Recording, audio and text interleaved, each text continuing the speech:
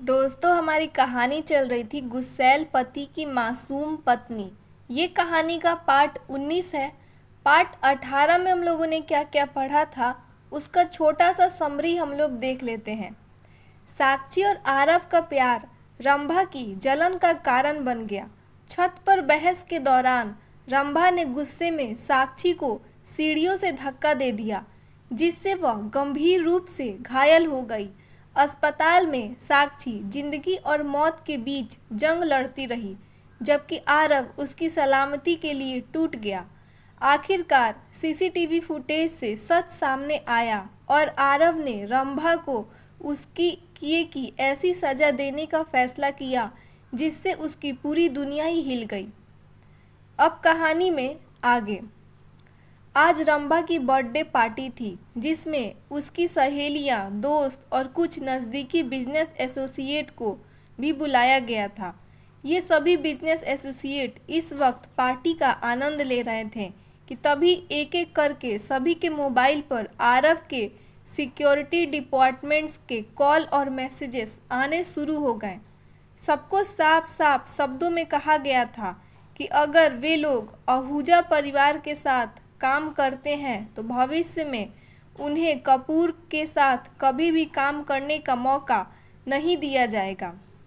Party में मौजूद सभी मेहमान एक दूसरे को अपने मोबाइल देखकर यही बातें कर रहे थे कि वे कपूर का साथ कभी भी नहीं छोड़ सकते, और इसीलिए बहुत जल्द पूरे आहूजा परिवार को भी इस बात की भनक लग गई कि पार्टी में मौजूद मेहमान पार्टी एंजॉय नहीं कर रहे थे, बल्कि अपने मोबाइल पर मिले मैसेजेस और आए हुए फ़ोन से परेशान थे।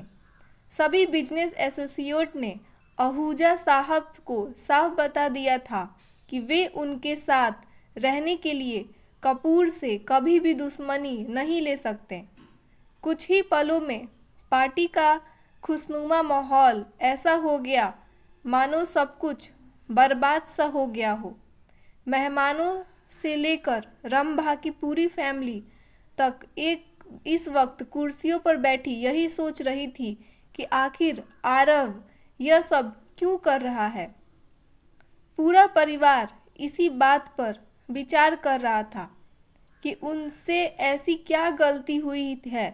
तभी एक एक करके रिसॉर्ट्स के पार्किंग एरिया में गाड़ियों के टायर घिसने की आवाज़ आने लगी।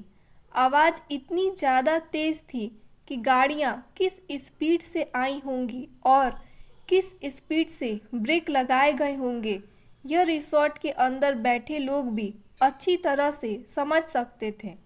सभी एक दूसरे की तरफ देखने लगे। एक साथ कई लोगों के जूतों की आवाज़ आने लगी और वो आवाज़ धीरे धीरे पार्टी हॉल के नज़दीक आती चली गई। तभी उस बड़े से दरवाजे पर एक जोरदार लात मारकर आरव अंदर आ गया और चीते जैसी चाल से तेज कदमों के साथ अंदर आया। उसने एक नज़र पूरे हॉल में घुमाई और रंभा को ढूंढने लगा, जो एक टेबल पर बैठी अपने हाथ में वाइन का गिलास लिए हुए बैठी थी। रंभा को देखते ही आरव की आंखें एक पल में मानो ज्वालामुखी की तरह लाल हो गईं। वह तेज कदमों से रंभा के पास आया। उसे अपनी तरफ आता देख रंभा भी उठकर खड़ी हो गई। आरव उसके सामने आकर खड़ा हो गया और उसकी आंखों में देखने लगा। रंभा की आंखों में चोरी साफ नजर आ रही थी। वह उससे नजरें मिला नहीं पा रही थी।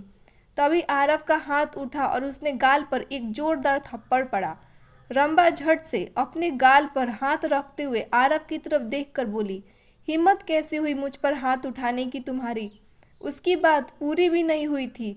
आरव ने उल्टे हाथ से एक और थप्पड़ उसके दूसरे गाल पर जड़ दिया। रंभा अपनी जगह से लड़खड़ा गई। एक के बाद एक न जाने कितने थप्पड़ आरव ने उसे मारे और वो तब तक नहीं रुका जब तक रंभा जमीन पर नहीं गिर गई। यह सब इतनी जल्दी में हुआ कि रंभा के परिवार वाले भी उसकी मदद के लिए आगे नहीं आ पाए। जैसे ही रंभा जमीन पर गिरी, उसने अपने भाई की तरफ देखा। उसका भाई दौड़कर आया और उसे उठाते हुए आरव को देखकर बोला, यह क्या बदतमीजी है आरव, इस तरह मेरी बहन को क्यों मारा? वो भी इस पूरे महफिल में। अभी तुमने कुछ देखा ही नहीं है, लोगों को अभी बहुत कुछ देखना बाकी है। आरव की आवाज़ में इतना गुस्सा था कि वहाँ मौजूद हर शख्स सहम गया। तभी रंभा के पापा आगे आए और बोले, यही तो हम जानना चाहते हैं आरव, आखिर हुआ क्या है जो तुम इतने ज़्यादा नाराज हो। आरव ने उंगली से रंभा की तरफ इशारा करते हुए कहा, आपकी जो बेटी है, इसने आपको नहीं बताया कि ये क्या करके आई है। रंभा के पूरे परिवार की आंखों में इस वक्त सवाल थे और आरव उन्हें देखकर समझ गया कि इनमें से किसी को भी यह नहीं पता कि रंभा ने क्या किया है। वह आगे बढ़ा, रंभा की बांह पकड़कर उसे अपनी तरफ खींचते हुए बोला, क्या हुआ, क्या करके आई हो, अपने मुंह से खुद बताओगी या मैं बताऊं। रंभा हकलाते हुए बोली, क्या क्या मैंने क्या किया, तुम मुझ पर झूठे आरोप लगा रहे हो। आरव ने उसकी बांह छोड़ दी और रंभा के परिवार की तरफ देखते हुए कहा, आहूजा साहब, आपकी बेटी ने मेरी बीवी साक्षी पर जानलेवा हमला किया है। उसने उसे मारने की कोशिश की है। मेरी बेबी इस वक्त अस्पताल में जिंदगी और मौत के बीच झूल रही है। आहूजा परिवार हैरानी से आरव को देखते रह गया। इनमें इनमें मेरे साथ जो भी किया, मैंने कुछ भी हमारे अपने आपसी रिश्ते के बीच उन बातों को नहीं आने दिया, लेकिन यहाँ बात मेरी नहीं, मेरी बीबी की है। आरव गुस्से से बोला, देखो आरव, हो सकता है यह कोई गलतफहमी हो। रंभा के पापा ने बात संभालने की कोशिश की। बिल्कुल नहीं, ये कोई गलतफहमी नहीं है, मेरे पास सबूत है। आरव ने उनकी बात बीच में ही काट दी। आहूजा साहब अपनी बेटी की तरफ देखने लगे, जो सच में इधर उधर नजरें चुरा रही थी। इसका मतलब साफ था कि आरव जो कह रहा है वो सच था। तो क्या हमारे बिजनेस को इस तरह बर्बाद करने के पीछे यही वजह थी? आहूजा साहब ने भारी आवाज में पूछा। आरव ने सिर हिलाते हुए कहा, बिल्कुल। बाकी मुझे आप लोगों से न कल कोई दिक्कत थी और ना ही आज है। बस इसे मेरे हवाले कर दीजिए। यही मेरी बीवी की दोषी है। फिर वह पूरी पार्टी की तरफ देखते हुए बोला, मैं इन सभी लोगों से कह दूंगा कि मैंने जो भी इनसे कहा था वे सारी बातें भूल जाएं। कैसी बातें कर रहे हो आरव, ऐसा नहीं हो सकता। रंभा का भाई सुशील आगे आते हुए बोला, देखो सुशील, अपना बिजनेस या फिर रंभा, दोनों में से क्या चुनना है ये तुम लोग खुद ही सोच लो। इसे तो मैं छोड़ने वाला नहीं हूँ। बाकी तुम्हारे पास अपने बिजनेस को बचाने का एक मौका जरूर है। आहूजा परिवार ने हर सदस्य गर्दन इस तरह झुका ली थी। वे यह बात अच्छी तरह जानते थे कि चाहकर भी वो रंभा को नहीं बचा पाएंगे। आहूजा परिवार का हर सदस्य जानता था कि अगर आरव अपने पर आ गया तो वो किसी को नहीं छोड़ेगा। कम से कम उनके पास अपने बिजनेस को बचाने का एक मौका तो था। इतना कहकर आरव ने रंभा के बालों को कस के पकड़ लिया और उसे अपने साथ घसीटते हुए बाहर की तरफ ले जाने लगा। आरव, यू बास्टेड, छोड़ो छोड़ो मेरा बाल, रंभा दर्द से चीखते हुए बोली। उसे घसीटते हुए आरव बोला, मैं क्या हूँ यह तुम्हें आज पता चलेगा। रंभा, मेरे चुप रहने को तुमने मेरी कमजोरी समझ लिया था। रंभा अपने बाल छुड़ाने की पूरी कोशिश कर रही थी, लेकिन आरव की पकड़ इतनी मजबूत थी कि वह उसके बालों को अपने बाल 1 इंच भी नहीं छुड़ा पा रही थी। आरव उसे उसी तरह बालों से पकड़ता बाहर लेकर आया। इस वक्त पार्किंग एरिया में 2 क्रेन खड़ी थी और उन दोनों के बीच एक बड़ा सा पिंजरा बंधा हुआ था।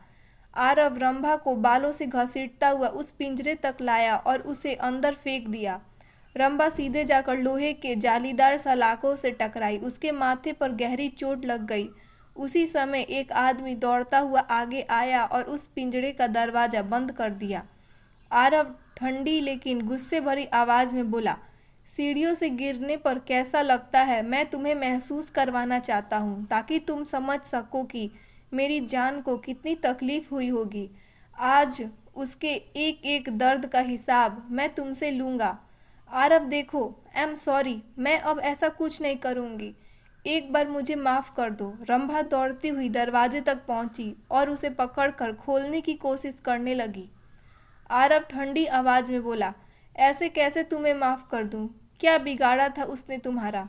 अगर गुस्सा था तो मुझ पर उतारती, उसे क्यों तकलीफ दी? रंभा रोते हुए लगातार आरव को देख रही थी। आरव ने अपने दोनों हाथ ऊपर उठाकर रंभा की तरफ दिखाते हुए कहा, इन दोनों हाथों से, इन्हीं हाथों में मैंने उसके खून से लथपथ शरीर को उठाया था। आज तक कार्तिक कपूर के हाथ कभी भी नहीं कांपे, लेकिन अपने हाथों में उसका खून देखकर मेरे हाथ, मेरी आत्मा तक कांप गई। मैं यहाँ से बहुत दूर चली जाऊंगी। मैं दोबारा तुम्हारे और साक्षी के बीच में कभी नहीं आऊंगी। प्लीज़ बस एक बार मुझे माफ़ कर दो। वो लगातार अपने दोनों हाथों से उस पिंजरे के दरवाजे को हिला रही थी, लेकिन लोहे की मोटी मोटी सलाखों को हिला पाना किसी के बस की बात नहीं थी। रंभा ने बहुत मिन्नतें की, लेकिन शायद आज आरव कुछ भी सुनने के मूड में नहीं था। पूरा आहूजा परिवार दरवाजे पर खड़ा ये सब देख रहा था, लेकिन अब किसी में भी इतनी हिम्मत नहीं थी कि आरव को रोक सके। आरव ने अपनी आंखों से दोनों क्रेन ऑपरेटरों को इशारा किया। कुछ ही देर में एक तरफ के क्रेन ने अपनी रस्सी ऊपर खींची, पिंजरा एक और झुक गया और रंभा गिरकर लुढ़कते हुए पिंजरे के दूसरे क्रोन में जा गिरी। तभी दूसरे क्रोन भी अपनी रस्सी ऊपर खींची और पिंजरा दूसरी तरफ झुक गया और रंभा फिर उस दूसरे कोने से लुढ़कते हुए दूसरी क्रोम पर जा गिरी। इस तरह बारी बारी से दोनों क्रेन कभी पिंजरे के दाईं तरफ से तो कभी ऊपर उठती तो कभी बाईं तरफ से। रंभा उसके अंदर कभी इधर तो कभी उधर लुढ़कती, गिरती और लोहे की सलाखों से टकराती रहती। लोहे की सलाखों से लगी चोटों के कारण उसकी खूबसूरत पार्टी की गाउन अब खून से लथपथ हो चुकी थी। उसका माथा, उसके गाल और उसके हाथों से बहता हुआ खून साफ दिखाई दे रहा था। अब रंभा में इतना भी होश नहीं बचा था कि वह उठकर बैठ सके।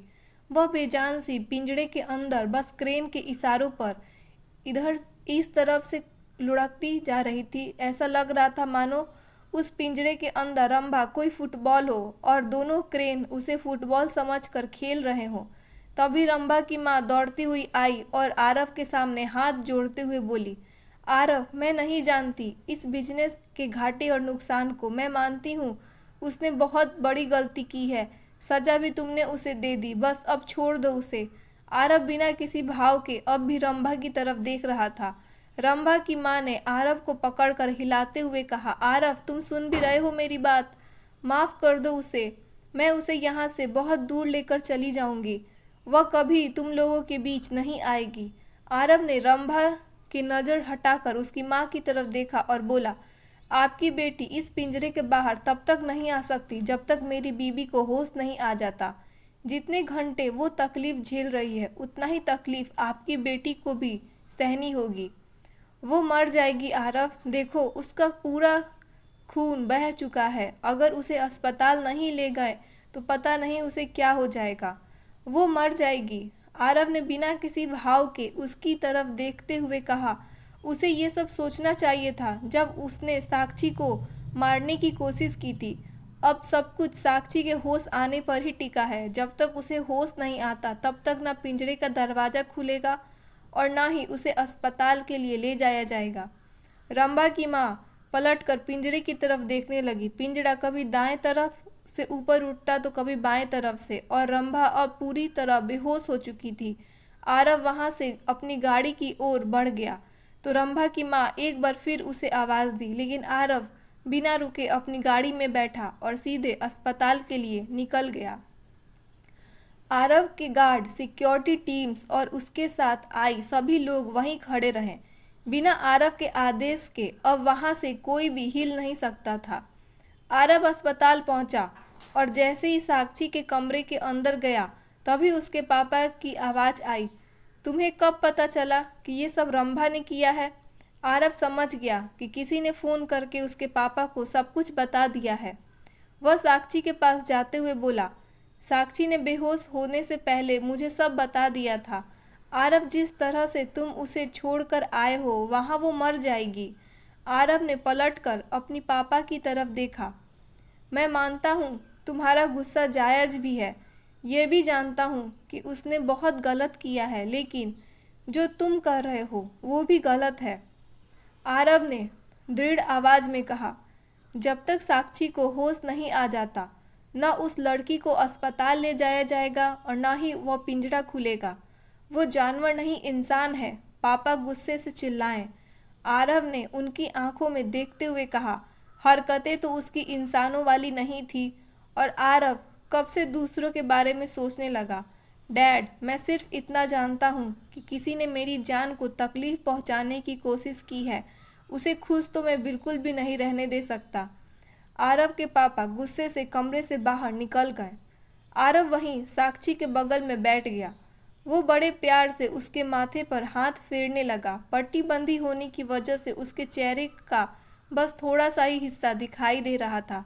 साक्षी की हथेली को अपने होठों से लगाकर चूमते हुए आरव ने कहा, आंखें खोल दो प्लीज़ जान। देखो, पहली बार प्यार पे भरोसा किया है मैंने। सच कहता हूँ, अगर इस बार धोखा दिया ना तो मैं तुम्हें मुझसे बुरा फिर कोई नहीं होगा। प्लीज़ उठ जाओ। आरव लगातार साक्षी के चेहरे को देख रहा था। तभी उसे महसूस हुआ कि साक्षी के होठ हल्के से हिल रहे हैं। वह झट से उठा और साक्षी के चेहरे के करीब जाकर अपने दोनों हाथों से उसके गालों को धीरे धीरे थपकी देने लगा। साक्षी ने फिर से बोलने की कोशिश की, पानी। आरव ने तुरंत उसकी तरफ देखा और दीवार पर लगी बेल का बटन दबा दिया। कुछ ही सेकंड में डॉक्टरों के पास बेल बज उठी और महज 2 मिनट के अंदर डॉक्टर की पूरी टीम साक्षी के चारों तरफ आकर खड़ी हो गई थी। साक्षी अभी पूरी होश तो नहीं आई थी, लेकिन वह हल्का हल्का बड़बड़ा रही थी। यही बात डॉक्टरों के लिए एक उम्मीद की किरण थी कि साक्षी अब धीरे धीरे ठीक हो रही है। डॉक्टर ने सभी को वार्ड के बाहर कर दिया और साक्षी को किसी भी तरह का स्ट्रेस न देने के लिए कहा। आरव हॉस्पिटल में मौजूद राधे कृष्ण की मूर्ति के सामने अपने हाथ जोड़कर प्रार्थना कर रहा था। नेहा की नज़र उस पर गई तो उसकी हैरानी का ठिकाना न रहा। उसने शिवम की तरफ देखते हुए इशारा किया। शिवम भी आरव को देखकर मुस्कुरा दिया। शिवम आरव को देखते हुए बोला, कहते हैं प्यार में इंसान बदल जाता है। भगवान पर भरोसा न करने वाला मेरा भाई आज भगवान के सामने खड़ा होकर प्रार्थना कर रहा है। शिवम और नेहा साक्षी के कमरे के बाहर कुर्सी पर बैठे थे। साक्षी बात कर रही होगी क्या? नेहा शिवम के पास बैठते हुए बोली। हाँ, मेरी एक आंख मैं अंदर साक्षी के कमरे में छोड़कर आया हूँ, इसीलिए अंदर क्या हो रहा है वो देख पा रहा हूँ। शिवम ने नेहा के बेतुके सवाल पर कहा। क्या कुछ भी बोल रहे हो आप? नेहा मुंह बनाते हुए बोली। अच्छा, तुम तो बड़ी लॉजिकल बात कर रही हो ना। तुम्हारे साथ ही मैं बाहर आया हूँ और यहीं तुम्हारे साथ बैठा हूँ, फिर मुझे कैसे पता कि अंदर क्या हो रहा है? नेहा ने अपने होठ सिकुड़ लिए और चेहरा नीचे झुका लिया। तब शिवम मुस्कुराते हुए उसके कंधे पर हाथ रखकर उसे अपने पास खींचते हुए बोला, वो अब ठीक होगी, उसे होश आ रहा था ना। तभी आरव भी उसके पास आकर बैठ गया। दोनों उसे देखकर मुस्कुरा रहे थे। उनके लिए आरव को मंदिर में प्रार्थना करते देखना किसी अजूबे से कम नहीं था। आरव ने देखा कि शिवम और नेहा दोनों उसे देखकर मुस्कुरा रहे हैं। शिवम उसका बड़ा भाई था, उसे वह कुछ कह तो नहीं सकता था, लेकिन नेहा को छोड़ भी नहीं सकता था। आरव ने नेहा को देखते हुए कहा, तू मुझे देखकर हंस क्यों रही है? नेहा जानती थी कि आरव इस वक्त थोड़ा परेशान है। वह शिवम के बगल से उठकर आरव के पास बैठ गई और उसके बाजू को दोनों हाथों से पकड़कर मुस्कुराते हुए बोली, मैं मुस्कुरा रही हूँ क्योंकि मुझे पता है साक्षी अब ठीक है। मैं मुस्कुरा रही हूँ क्योंकि मुझे दिख रहा है कि मेरा दोस्त कम देवर अपनी देवरानी के लिए पागल हो गया है। और मैं इसीलिए मुस्कुरा रही हूँ क्योंकि तुम्हें आज मंदिर में प्रार्थना करते देखकर सच में मुझे बहुत अच्छा लगा है। अगर साक्षी ठीक हो गई तो मैं भगवान पर भरोसा करने लगूंगा, क्योंकि ज़िंदगी में पहली बार मैंने भगवान से कुछ मांगा है। आरव ने नेहा को देखते हुए कहा, तो फिक्र मत कर, वो बिल्कुल ठीक है। दोनों की बातों के बीच उनका ध्यान साक्षी के कमरे के दरवाजे पर गया, जिसे खोलकर डॉक्टर बाहर आए थे। एक साथ पूरा परिवार फिर से डॉक्टर को घेर कर खड़ा हो गया। डॉक्टर के चेहरे पर एक मुस्कुराहट थी, जो इस बात की निशानी थी कि खबर अच्छी है। डॉक्टर मुस्कुराते हुए बोले, वह ठीक है, फिलहाल होश में है। कोशिश कीजिएगा कि उससे ज़्यादा बातें ना करें, उसे स्ट्रेस ना दें और उसके आसपास का माहौल थोड़ा खुशनुमा रखें। हम मिल सकते हैं उससे? आरव ने तुरंत बोला। हाँ, क्यों नहीं, ज़रूर। डॉक्टर ने कहा। आरव ने जैसे ही सुना कि वह साक्षी से मिल सकता है, वह तुरंत आगे बढ़ने लगा। डॉक्टर ने आरव को रोकते हुए कहा, शांत होकर बात कीजिएगा, एकदम आराम से।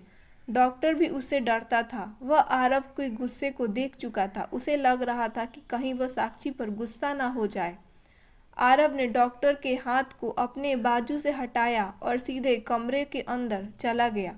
उसके पीछे पीछे पूरे घर वाले भी अंदर आए। साक्षी के बेड का सिरहाना इस वक्त थोड़ा ऊपर कर दिया गया था और वो बिस्तर पर लेटी सभी की तरफ देख रही थी। एक एक करके उसने सबका चेहरा देखा और फिर उसकी नज़रें महेंद्र जी पर जाकर ठहर गई। महेंद्र जी को देखते ही साक्षी के चेहरे पर एक बड़ी सी मुस्कान आ गई। पापा, उसने अपने दोनों हाथ ऊपर उठाए। हाथ उठाते समय उसे दर्द हो रहा था, यह उसके चेहरे के भाव से साफ पता चल रहा था। उसने प्यार से महेंद्र जी को पुकारा। महेंद्र जी साक्षी को ऐसा करते देखा उसकी तरफ बढ़े और उसके सामने बैठकर उसके दोनों हाथ अपने हाथों में थाम लिए। साक्षी थोड़ा सा झुककर उनके कंधे पर अपना सिर रख देती है। पूरा घर खुश था कि साक्षी ठीक है, लेकिन आरव को यह अजीब लगा कि साक्षी यहाँ मौजूद किसी को देखकर नहीं मुस्कुराई थी। वह सिर्फ महेंद्र जी को देखकर ही क्यों मुस्कुराई? एक छोटी सी मुस्कान आरव को भी देखकर भी कर सकती थी। तभी महेंद्र जी साक्षी के बिस्तर के पास से उठकर सबकी तरफ देखने लगे। साक्षी सबको देख रही थी। आरव आगे आया। उसने उसके चेहरे को अपने हाथों में भरते हुए पूछा, तुम ठीक हो ना? तुम्हें कैसा लग रहा है? साक्षी अपने हाथ ऊपर करके आरव के हाथ हटाते हुए कहा, मैं ठीक हूँ, पर आप कौन हैं? साक्षी के मुंह से यह सुनते ही कि आरव से ये पूछ रही है कि आप कौन हैं, आरव जैसे सदमे में चला गया। जान, मैं तुम्हारा मिस्टर कपूर, नहीं पहचाना मुझे? आरव हकलाते हुए बोला। मिस्टर कपूर, सॉरी, पर मैंने आपको नहीं पहचाना। पापा, कौन है ये? साक्षी के मुंह से यह सुनते ही कि वह उसे नहीं पहचानती और अपने पापा से पूछ रही है कि आरव कौन है, आरव हैरानी से साक्षी को देखने लगा। क्या उसकी साक्षी उसे भूल गई? क्या उसे याद नहीं कि आरव कौन है? आरव अब 2 कदम पीछे लेते हुए बोला, सच में मुझे नहीं पहचानती? तभी नेहा आगे आते हुए बोली, साक्षी, मैं तुम्हारी नेहा दीदी। सॉरी, मैंने आप लोगों को नहीं पहचाना। पापा, कौन है ये सब? मुझे इतनी चोट कैसे लगी? मुझे बहुत दर्द हो रहा है। साक्षी ने बच्चों जैसा चेहरा बनाते हुए महेंद्र जी की तरफ देखकर कहा। ध्यान से देखो साक्षी, आरव उसके पास जाते हुए बोला। ऐसे कैसे तुम मुझे नहीं पहचान रही हो जान? मैं आरव, वह तेज आवाज में बोला।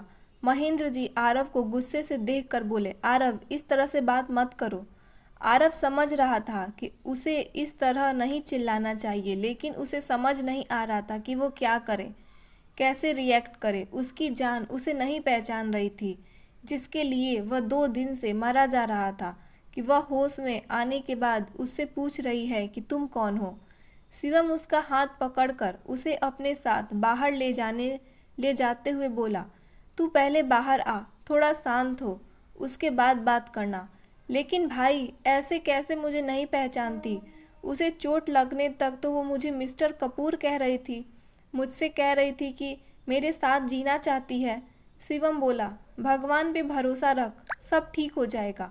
अभी कुछ देर के लिए उसे उसके पापा के पास ही छोड़ दे, अभी अभी होश में आई है।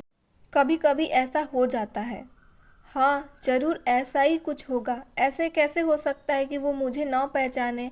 इतना कहकर आरव वहीं साक्षी के कमरे के बाहर लगी हुई कुर्सी में से एक पर बैठ गया। घर के सभी लोग एक एक करके कमरे से बाहर आ गए। सभी उदास थे। नेहा और महेंद्र जी अभी साक्षी से बात करने की कोशिश कर रहे थे, लेकिन डॉक्टर ने आकर उन्हें उन दोनों को भी बाहर जाने के लिए कहा, तो वो भी बाहर आ गए। आरव जैसे किसी अलग ही दुनिया में खो गया था। वो यही सोच रहा था कि अगर सच में साक्षी ने उसे नहीं पहचाना तो वो उसे अपना पति मानेगी। ऐसे कैसे नहीं मानेगी? छोड़ूंगा नहीं मैं उसे, वह अपने आप में ही बड़बड़ाया। शिवम उसकी तरफ देखने लगा, लेकिन आरव अपने ही सवालों का खुद ही जवाब दे रहा था। शायद प्यार में पागल होना इसी को कहते हैं। वह यही सोच रहा था कि साक्षी को सब कैसे याद दिलाएगा। तभी उसे याद आया कि उसके हाथ में इस वक्त मेहंदी लगी थी जिसमें आरव का नाम लिखा था। अगर साक्षी ने पूछा तो वो उसे वही मेहंदी दिखा देगा। इतना समझदार होकर भी वो इस तरह से बच्चों की तरह लॉजिक ढूंढ रहा था। लगभग 1 घंटे तक कमरे में कोई नहीं गया। अब घर के सभी लोग थोड़ी देर के लिए घर जाने की तैयारी करने लगे। साक्षी ठीक थी और होश में थी, इसीलिए सभी लोग देर घर जाकर आराम करना चाहते थे। महेंद्र जी अभी भी रुक गए क्योंकि साक्षी फिर उन्हें ही पहचान रही थी। आरव अभी भी अपने ही ख्यालों में खोया हुआ था कि तभी आवाज़ आई, जीजा जी। जीजा से बात हुई। अर्पित की आवाज़ सुनकर आरव ने उसकी तरफ देखा। अर्पित भी आकर उसके बगल में बैठ गया। क्या हुआ? फूफा जी ने बताया कि मोटू ठीक है, होश में है, फिर आप इतने उदास क्यों हैं? आरव ने धीमी आवाज़ में कहा। वो मुझे नहीं पहचान रही। क्या? अर्पित जोर से चिल्लाया। उसकी आवाज़ सुनकर महेंद्र जी भी उसे घूर कर देखा। मतलब मोटू आपको भूल गई? अर्पित की यह बात सुनते ही आरव को ऐसा लगा जैसे उसकी सबसे कीमती चीज़ उससे दूर हो गई हो। इसका मतलब अब उसको डिस्चार्ज कराकर हम अपने घर ले जाएंगे? अर्पित अपने भोलेपन में बोला। फिर महेंद्र जी की तरफ देखकर कहने लगा, फूफा जी, साक्षी को आप हमारे घर लेकर आएंगे? माँ घर पर है तो उसका ध्यान रखेंगी। महेंद्र जी कुछ कहते उससे पहले ही आरव उठकर खड़ा हो गया। उसने अर्पित का कॉलर पकड़कर उसे अपनी तरफ खींचा और गुस्से से बोला, उसके पति का घर है उसके पास, वो तुम्हारे घर क्यों आएगी? पर जीजा जी, मोटू आपको नहीं पहचानती, आप उससे क्या कहेंगे? और उसे कहाँ ले जा रहे हैं? अर्पित घबराते हुए बोला, उसे अब सब याद करना ही होगा। मैं सबसे अच्छे डॉक्टर को लेकर आऊँगा, लेकिन वो कपूर हाउस ही आएगी और मेरे साथ रहेगी। इतना कहकर आरव ने अर्पित को एक झटके से छोड़ दिया। जीजा जी, आप कुछ भी कहिए, लेकिन आपको पता है ना उसकी जिद। वो आपको नहीं पहचानती, इसका मतलब आप चाह कर भी उसे नहीं ले जा सकते। अर्पित महेंद्र जी के पीछे छिपते हुए बोला। आरव ने उसे ऐसी नज़रों से देखा मानो उसे अपनी नज़रों से ही भस्म कर देगा। महेंद्र जी भी डांटते हुए बोले, बेटा, ये अभी बच्चा है, इसकी बातों का बुरा मत मानो। आरव अब भी अर्पित को घूरे जा रहा था और अर्पित अंदर तक डर गया था। तभी डॉक्टर आए और साक्षी के वार्ड में चले गए। इस बात का फ़ायदा उठाकर आरव भी उनके पीछे पीछे चला गया था। डॉक्टर ने ड्रिप बदल दी और बाहर निकल गए, जबकि आरव वहीं बैठकर साक्षी को देखता रहा। आरव की सारी फीलिंग्स से अनजान साक्षी इस वक्त गहरी नींद में सो रही थी। लगभग 1 घंटे बाद साक्षी को होश आया। तब तक आरव उसके पास बैठा सिर्फ उसी के बारे में सोचता रहा। वह किसी भी हाल में साक्षी को नहीं छोड़ सकता था। वह उसकी जान थी। आप यहाँ क्या कर रहे हैं? साक्षी की प्यारी सी आवाज़ आरव के कानों में पड़ी। मैं तुम्हें देखने आया था, आरव ने हकलाते हुए कहा। क्यों? आरव उसके पास बैठ गया और उसके हाथ पकड़ते हुए बोला, तुम ठीक हो ना? हाँ, मैं ठीक हूँ। और कुछ? तुमने तो डरा ही दिया था। पता है मैं तुमसे कितना प्यार करने लगा हूँ। इसका एहसास मुझे अब हुआ है। तुम सच में मेरी जान बन गई हो। ये सब आप मुझे क्यों कह रहे हैं? साक्षी ने हाथ छुड़ाते हुए कहा। जान? आरव ने हाथ बढ़ाकर साक्षी के चेहरा थामना चाहा, लेकिन साक्षी ने अपनी गर्दन थोड़े पीछे कर ली। मत फेरो नज़र इस तरह। तुम्हारी कसम, दिल को कितना दर्द होता है बता नहीं सकता तुम्हें। अब तुम्हारे बिना जी नहीं सकता। अच्छा, तो पहले प्यार नहीं करते थे? प्यार कितना है इसका एहसास दिलाने के लिए मुझे अस्पताल में भर्ती होना पड़ा क्या? साक्षी ने तुरंत मुस्कुराते हुए कहा। मतलब? आरव हैरानी से बोला। आपकी एक्स वाइफ ने मुझे बुरा भला कहा और मारना भी चाहा मुझे। उसका क्या? मैं मर जाती तो? वैसे भी मेरा हनीमून भी मिस हो गया ना। साक्षी मुस्कुराई और अपनी एक आंख को ब्लिंक कर दी। दोस्तों, कहानी का नेक्स्ट पार्ट कल आएगा। आप लोगों को कहानी अच्छी लगी हो तो कहानी को लाइक कीजिएगा। जिस किसी ने भी चैनल को सब्सक्राइब नहीं किया है, कहानी के नेक्स्ट पार्ट के लिए चैनल को सब्सक्राइब ज़रूर कर लीजिएगा। और आप लोगों से एक छोटी सी रिक्वेस्ट है, आप लोग हाइप का बटन ज़रूर दबाइएगा, ठीक है? मिलते हैं कल कहानी के नेक्स्ट पार्ट के साथ। तब तक के लिए बाय बाय।